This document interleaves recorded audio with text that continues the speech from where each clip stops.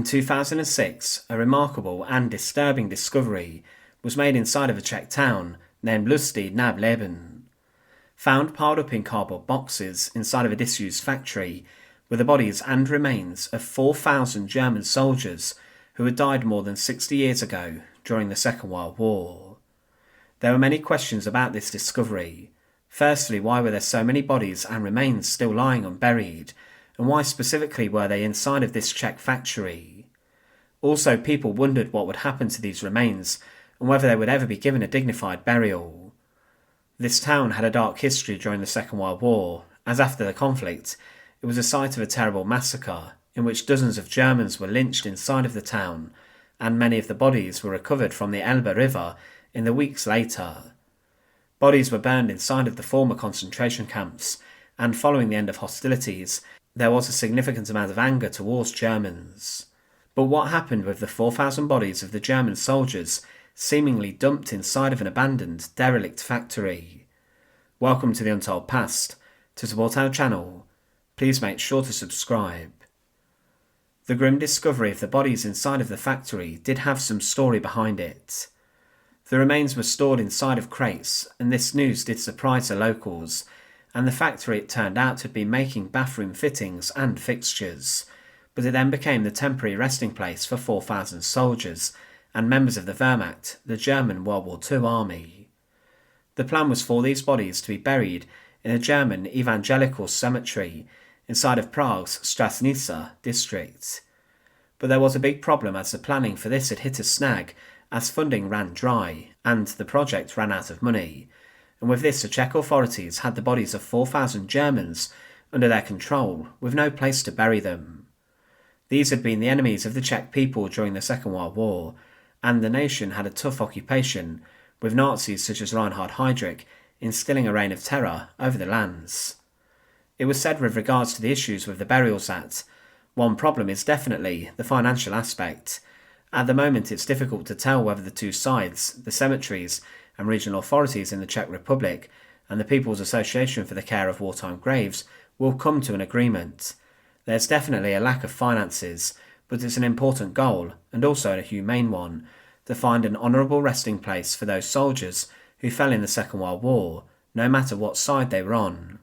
So the authorities did want to give the men a decent burial, but there had been for many years a company based inside of Prague who searched and exhumed the remains of German soldiers for the German People's Association for the Care of Wartime Graves. Still today, on battlefields of the First World War, over 100 years since this conflict, bodies are being found and then buried inside of cemeteries nearby. The majority of the 4,000 German soldiers were those who had died in the final months of the war, as the Red Army rampaged from the east, and as the Allies approached from the west.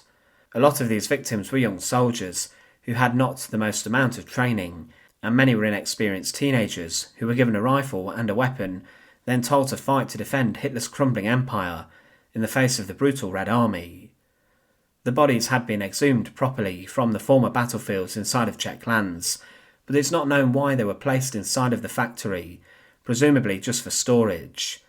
It was not exactly dignified, and local hygiene officers actually investigated the storage facility. But following the discovery, there was now a need to search for a resolution quickly.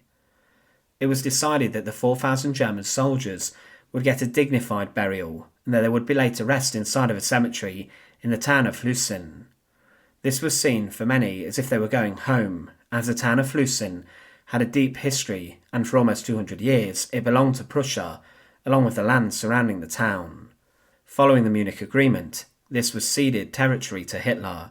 The town was given to the Nazi Third Reich, and Hitler then moved many German people into the region. German soldiers actually marched into the town of Hlusen in October 1938, and they received a hero's welcome from many locals who came out to greet them, and they waved Nazi flags and displayed swastikas.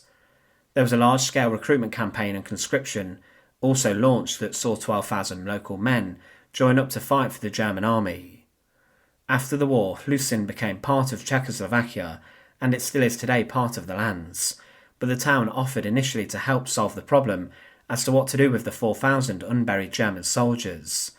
The locals offered to bury the remains inside of the cemetery there, and after a poll inside the settlement, it was decided and accepted that this was a positive course of action. There were those living in the town who saw this as a decent thing to do, and it was said by one woman living in the town that people in Hlusin have close ties with Germany. This town has a German past, German roots, and so I think the majority of townspeople will not mind. But there were some who were not happy with the reburial, and this was because of the links that the German soldiers had to the Nazi Party.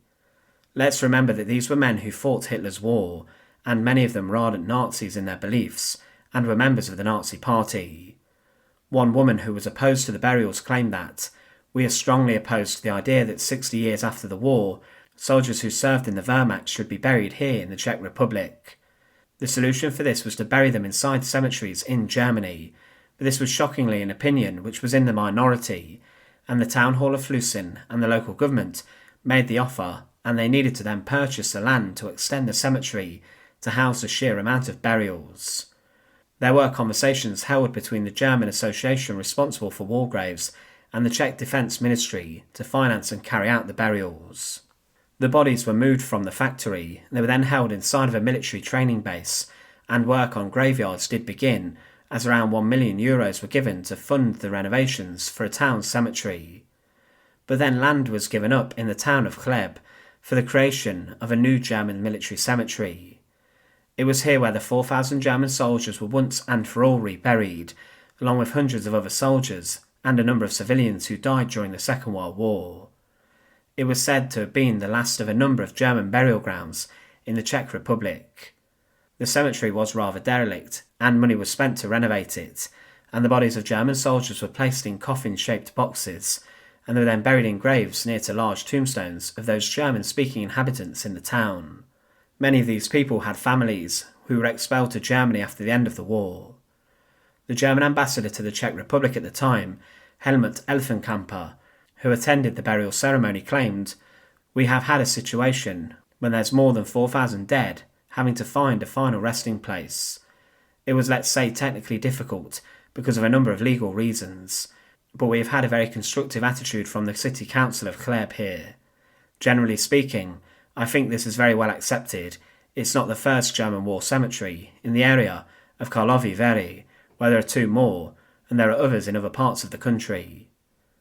The coffins and boxes, which appeared to have been lead-lined, were stacked very high, showing the sheer amount of people who were to be buried in the cemetery. The diverse political situation in the town of Chleb led to a number of people airing their worry and discontent and disappointment about the interring of the German soldiers who were buried there, and some were concerned that the burials would stir up feelings which should be left in the past.